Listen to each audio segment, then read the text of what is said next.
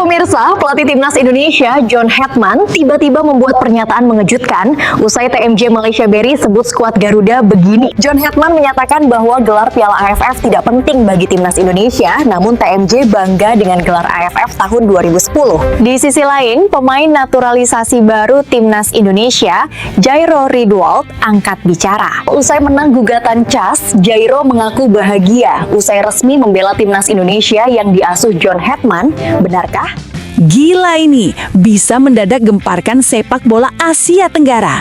Begini reaksi dan pernyataan super keras dan berani pelatih baru timnas Indonesia, John Hetman, usai manajer timnas Malaysia TMJ terang-terangan remehkan timnas Indonesia yang gak mampu juara Piala AFF seperti Malaysia di tahun 2010, sampai bikin pemain naturalisasi baru, Jairo Riedewald, angkat bicara begini. Benarkah demikian? Mantap! Ini baru keputusan berkelas. Begini pengakuan jujur Pak Sumarji, Ketua BTN soal siapa asisten pelatih pendamping John Hetman? Apakah Boaz Salosa dan Bambang Pamungkas sebagai pelatih striker kah? Temukan jawabannya di sini. Wah, dua pemain naturalisasi ini dipastikan absen di FIFA Series 2026. Apakah John Hetman panggil sosok baru yang bikin fans Garuda bahagia kah? Yuk simak video ini sampai selesai ya guys. Sebelum dimulai pembahasan, mohon bantuannya untuk subscribe channel ini, agar tidak ketinggalan info Timnas Indonesia.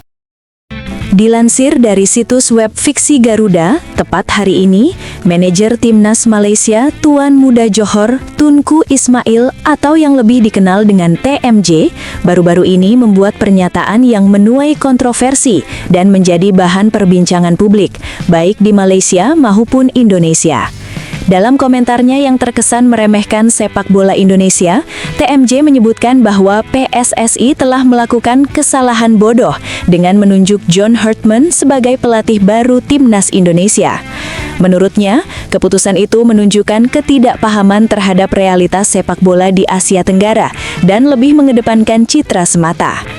Bahkan, TMJ yang dikenal sebagai sosok yang kontroversial dalam dunia sepak bola ini mengungkapkan bahwa timnas Indonesia sebaiknya tidak terlalu berambisi mendatangkan pelatih top dari Eropa jika belum memiliki rekam jejak prestasi yang signifikan.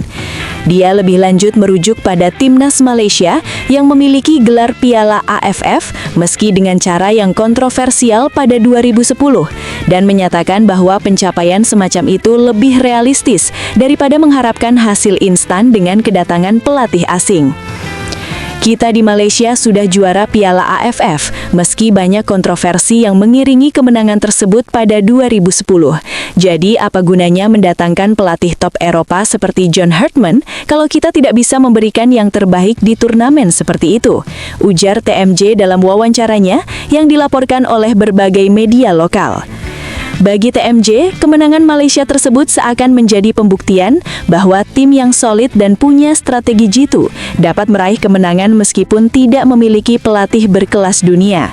Dia menekankan bahwa keberhasilan timnas Malaysia dalam meraih Piala AFF 2010 bukan hanya soal memiliki pelatih berkualitas, tapi juga soal keberanian untuk memainkan sepak bola dengan strategi yang tepat dan berani menghadapi tantangan, tanpa harus terlalu bergantung pada nama besar pelatih asing.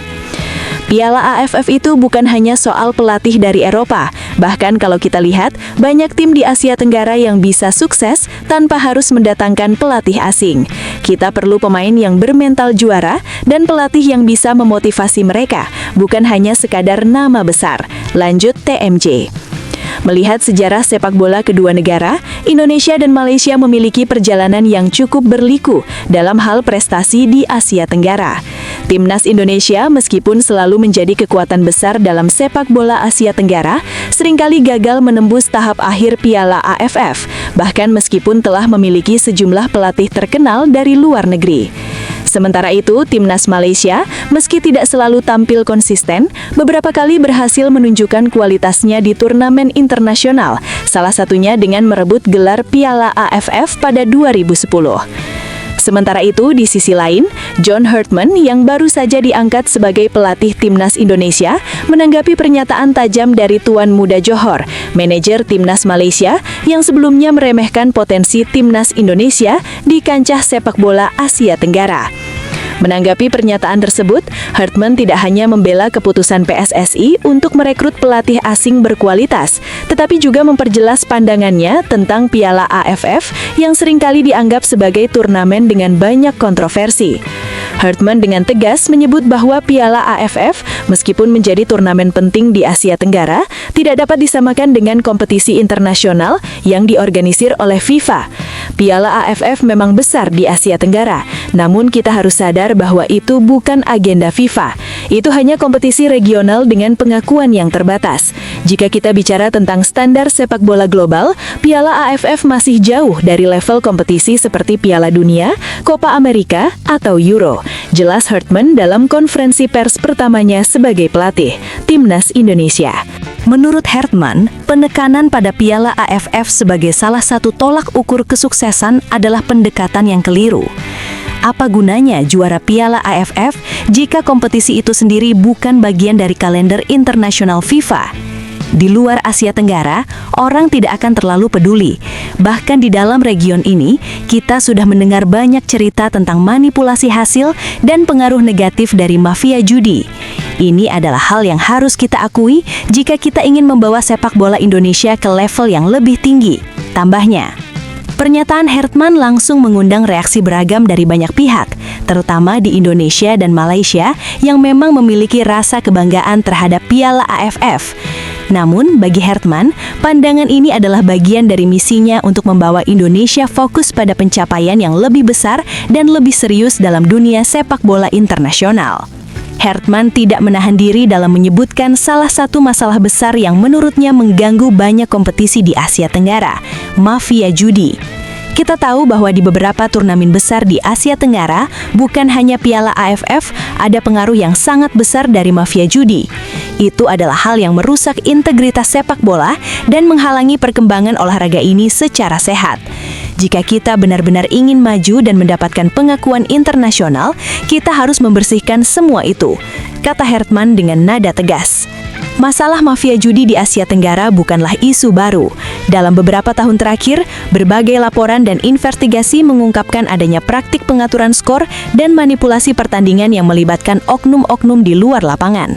Hal ini tentu saja menambah keraguan tentang keaslian prestasi yang diraih di level regional, termasuk di Piala AFF. Bukan hanya Indonesia, Malaysia, atau Thailand yang harus menghadapi masalah ini. Ini adalah penyakit yang menginfeksi hampir seluruh sepak bola Asia Tenggara. Jika kita benar-benar ingin sepak bola berkembang di Asia Tenggara dan mendapat pengakuan dari dunia, kita harus menyelesaikan masalah ini dulu. Tanpa itu, turnamen-turnamen ini hanya akan menjadi sirkus yang dipenuhi dengan kepentingan pribadi dan manipulasi, tegas Hartman. Meskipun Indonesia memiliki sejarah panjang dan potensi besar dalam sepak bola Asia Tenggara, keberhasilan di Piala AFF belum cukup untuk membawa timnas ini ke level yang lebih tinggi. Indonesia harus berjuang keras untuk lolos ke Piala Dunia, dan itu membutuhkan pembenahan mendalam, tidak hanya di dalam lapangan, tetapi juga di struktur sepak bola negara itu secara keseluruhan. Bagi saya, ini bukan tentang menang di Piala AFF. Piala AFF adalah langkah kecil. Timnas Indonesia harus bisa bersaing dengan negara-negara besar di Asia seperti Jepang, Korea Selatan, dan Australia.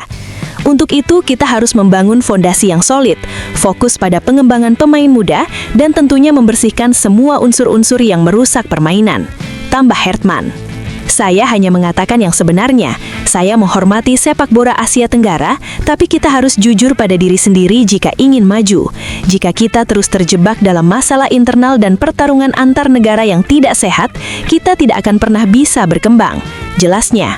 Hartman juga menanggapi pernyataan Tuan Muda Johor, TMJ, yang meremehkan ambisi PSSI dan menilai bahwa Indonesia terlalu cepat mencari solusi instan dengan mendatangkan pelatih asing. Saya bukan orang yang datang untuk mencari sensasi atau mencari jalan pintas. Saya datang untuk bekerja keras dan membawa perubahan yang nyata. Jika TMJ merasa itu adalah keputusan yang salah, saya mengundangnya untuk berdiskusi lebih lanjut. Sepak bola bukan tentang siapa yang lebih pintar atau siapa yang lebih besar mulutnya. Ini tentang hasil di lapangan, ujar Hertman dengan nada tegas. Sementara itu di sisi lain, kabar gembira datang dari Jairo Riedewald.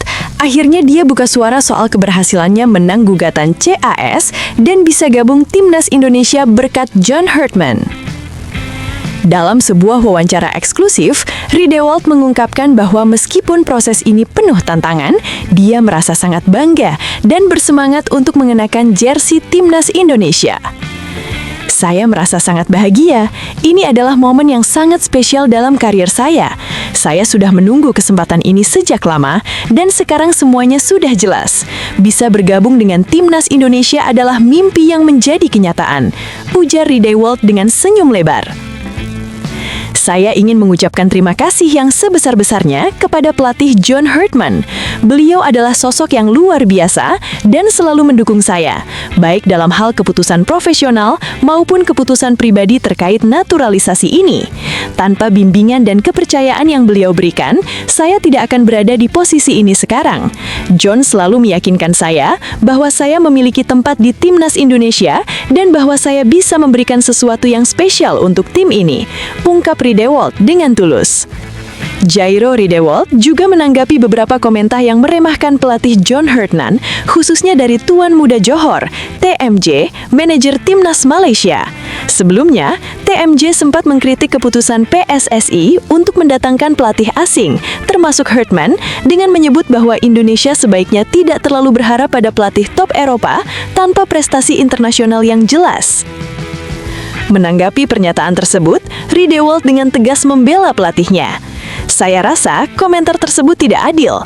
John Hertman adalah pelatih dengan pengalaman internasional yang sangat berharga. Dia telah membuktikan kemampuannya di level dunia, baik dengan tim pria maupun wanita Kanada. Jadi, saya tidak mengerti mengapa ada yang meremehkan beliau, ujar Riedewald dengan nada serius. Tapi tunggu, benarkah kabar tersebut? Simak hasil penelusuran admin di akhir video ini ya guys. Ketua Badan Tim Nasional BTN PSSI Sumarji menepis rumor yang menyebut John Hertman sudah mengantongi nama asisten pelatih Timnas Indonesia. Isu tersebut sebelumnya ramai beredar di media sosial, termasuk menyebut sejumlah mantan pemain Timnas sebagai kandidat terkuat. Sumarji menegaskan hingga kini proses penunjukan asisten masih berada di tahap awal. PSSI baru menyiapkan beberapa nama yang dinilai memiliki visi ke depan, sementara keputusan akhir sepenuhnya akan diserahkan kepada Hertman. Situasi ini berbeda dengan era Patrick Kluivert yang tak melibatkan pelatih lokal, namun lebih mendekati pendekatan Shin Tae-yong yang memberi ruang bagi pelatih Indonesia seperti Nova Arianto. Hertman sendiri dijadwalkan tiba di Indonesia pada 11 Januari 2026 dan akan diperkenalkan secara resmi sehari setelahnya. Keputusan mencoret Nova Arianto dari jajaran staf Timnas Indonesia Senior memicu perdebatan di kalangan pecinta sepak bola tanah air.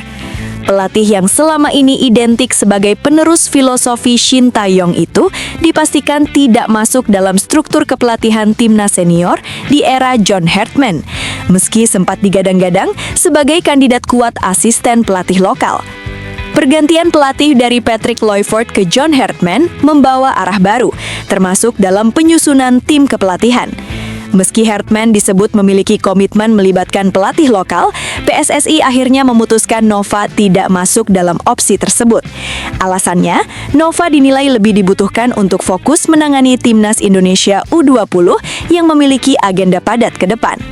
Nova sendiri dikenal sukses membangun karakter permainan tim usia muda dan mencatat prestasi positif, termasuk membawa Timnas U17 lolos ke Piala Dunia U17 2025. Kekhawatiran muncul bahwa perannya akan kurang maksimal jika harus menyesuaikan diri dengan filosofi baru di tim senior. PSSI menegaskan peluang bagi pelatih lokal tetap terbuka. Sejumlah nama lain masih dipertimbangkan, sementara keputusan akhir sepenuhnya berada di tangan John Hertman, dengan federasi hanya bertugas menyiapkan kandidat yang dinilai potensial. Penyerang muda Persita Tangerang, Hoki Caraka, menunjukkan optimisme besar usai John Hertman ditunjuk sebagai pelatih baru Timnas Indonesia. Ia berharap pelatih asal Inggris itu mampu membawa skuad Garuda berkembang pesat dan menjelma menjadi kekuatan yang disegani di Asia. Penunjukan Hartman mendapat sambutan positif dari para pemain, termasuk Hoki. Ia menaruh harapan besar agar timnas Indonesia bisa naik level dan bersaing di papan atas benua kuning. Semoga timnas bisa berkembang lebih jauh dan jadi yang terbaik di Asia, ujar Hoki dalam konferensi pers jelang laga Persita melawan Borneo FC Kamis 8/1/2026. Tak hanya soal timnas, Hoki juga menyampaikan harapannya bersama Persita Tangerang. Ia berharap 2026 menjadi tahun yang gemilang dan target finish 3 besar di Super League 2025-2026 bisa tercapai. Sementara itu, PSSI dijadwalkan memperkenalkan John Hartman secara resmi pada 12 Januari 2026. Pelatih berusia 50 tahun tersebut diharapkan mampu membawa timnas Indonesia melangkah lebih jauh, termasuk membuka jalan menuju Piala Dunia 2030. Pelatih timnas Indonesia John Hartman dipastikan tidak dapat menurunkan 2 pemain andalannya pada ajang FIFA Series 2026. 2 pemain yang harus absen tersebut adalah Tom Hai dan Shane Patinama. Absennya kedua pemain naturalisasi itu bukan karena masalah performa atau cedera, melainkan akibat sanksi resmi dari FIFA. Pada awal November 2025, FIFA menjatuhkan hukuman larangan bermain selama 4 pertandingan kepada Tom Hai dan Shane Patinama. Sanksi tersebut diberikan menyusul aksi protes keras yang dilakukan keduanya terhadap wasit usai laga timnas Indonesia melawan Irak pada pertandingan kedua Grup B putaran keempat kualifikasi Piala Dunia 2026 zona Asia. Pertandingan itu berlangsung di Stadion King Abdullah, Jeddah, Arab Saudi pada 12 Oktober 2025. Selain skorsing, FIFA juga menjatuhkan denda sebesar 5.000 CHF atau sekitar 103 juta rupiah kepada masing-masing pemain. Akibat hukuman ini, Tom Hai dan Shane Patinama dipastikan absen membela skuad Garuda di FIFA Series 2026. Indonesia sendiri ditunjuk FIFA sebagai salah satu tuan rumah FIFA Series 2026. Turnamen ini akan diikuti oleh 4 negara, termasuk timnas Indonesia, dan dijadwalkan berlangsung pada Maret 2026. Hingga kini, identitas negara peserta lainnya belum diumumkan, namun dipastikan berasal dari kawasan Eropa dan Afrika. Sanksi bagi Tom Hai dan Shane Patinama juga masih berlanjut pada agenda FIFA berikutnya di Juni 2026. Keduanya akan kembali absen dalam 2 pertandingan tambahan. Dalam pernyataan resminya, FIFA menyebut bahwa Tom Hai dan Shane Patinama telah melakukan tindakan tidak sportif terhadap ofisial pertandingan, sehingga melanggar pasal 14, khususnya pasal 14.1.j. Atas pelanggaran tersebut, FIFA menjatuhkan hukuman denda 5.000 CHF dan skorsing 4 laga. Kedua pemain baru dapat kembali memperkuat timnas Indonesia pada ajang Piala AFF 2026 yang akan digelar mulai 24 Juli hingga 26 Agustus 2026. Proses undian grup Piala AFF 2026 sendiri dijadwalkan berlangsung pada 15 Januari 2026. Tak hanya pemain, PSSI juga ikut menerima sanksi dari FIFA. Induk organisasi sepak bola Indonesia itu didenda sebesar 50.000 CHF atau setara 1 miliar rupiah. Hukuman tersebut dijatuhkan akibat ulah oknum supporter yang melempar botol ke sisi lapangan saat laga timnas Indonesia kontra Irak. Sementara itu, pelatih baru timnas Indonesia, John Hartman, dijadwalkan tiba di tanah air pada 11 Januari 2026. Pelatih asal Inggris tersebut rencananya akan diperkenalkan secara resmi kepada publik pada 12 Januari 2026. Pergantian pelatih timnas Indonesia kembali menarik perhatian media internasional. Kali ini, sorotan datang dari Korea Selatan. Media ternama Spot TV mengulas polemik panas seputar perbedaan gaji pelatih timnas Indonesia yang memicu perdebatan luas, bahkan melibatkan emosi supporter lintas negara. Dalam laporannya, Spot TV menyoroti keputusan PSSI menunjuk John Hartman sebagai pelatih kepala baru timnas Indonesia. Mantan pelatih timnas Kanada itu resmi diumumkan pada 3 Januari 2026 setelah Indonesia gagal melaju ke Piala Dunia 2026. Hertman dikontrak selama 2 tahun dengan gaji sekitar 670 juta rupiah per bulan, angka yang disebut cukup tinggi untuk kawasan Asia Tenggara. Namun demikian, media Korea menegaskan bahwa bayaran tersebut masih terpaut jauh dibandingkan gaji Shin Tae-yong saat menukangi skuad Garuda. Menurut Spot TV, Shin Tae-yong menerima sekitar 1,1 miliar rupiah per bulan pada periode 2019-2024. Nominal itu bahkan meningkat menjadi sekitar 1,9 miliar rupiah per bulan setelah ia memperpanjang kontraknya hingga 2027, sebelum akhirnya diberhentikan. Tak hanya itu, Patrick Kluivert yang sempat dipercaya sebagai pelatih timnas Indonesia juga disebut menerima gaji fantastis. Legenda Belanda tersebut dikabarkan mengantongi bayaran sekitar 1,3 miliar rupiah per bulan, hampir 2 kali lipat dari gaji John Hertman. Perbedaan mencolok inilah yang memicu kritik dan perdebatan di kalangan publik Indonesia. Spot TV menulis bahwa selisih gaji antar pelatih menjadi topik panas, tidak hanya di Indonesia, tetapi juga di Korea Selatan. Menariknya, sudut pandang supporter Indonesia disebut berbeda dengan media. Banyak penggemar justru membela Shin Tae-yong yang dianggap telah membawa perubahan besar bagi timnas Indonesia. Di bawah kepemimpinan Shin Tae-yong, timnas Indonesia perlahan bangkit dari tim yang kerap dilemehkan menjadi kekuatan kuda hitam di Asia. Sejumlah pencapaian prestisius berhasil diraih, mulai dari finish sebagai runner-up Piala AFF 2020, menembus babak 16 besar Piala Asia 2023, hingga meraih peringkat keempat pada kualifikasi Olimpiade Paris 2024. Meski demikian, kegagalan di fase grup Piala AFF 2024 menjadi titik balik pergantian pelatih, walaupun Indonesia masih bertahan di jalur kualifikasi lanjutan Piala Dunia. Di akhir laporannya, Spot TV juga menyoroti target besar yang dibebankan PSSI kepada John Hertman. Kontraknya akan diperpanjang otomatis selama 2 tahun jika mampu memenuhi target, salah satunya membawa timnas Indonesia lolos ke babak 16 besar Piala Asia 2027, pencapaian terbaik yang sebelumnya diraih pada era Shin Tae-yong. Menariknya lagi, Indonesia berpeluang satu grup dengan Korea Selatan pada Piala Asia 2027 yang akan digelar di Arab Saudi. Jika skenario itu terjadi, pertemuan emosional antara timnas Indonesia, mantan tim asuhan Shin Tae-yong, dan negaranya sendiri diprediksi menjadi salah satu laga paling disorot di Asia.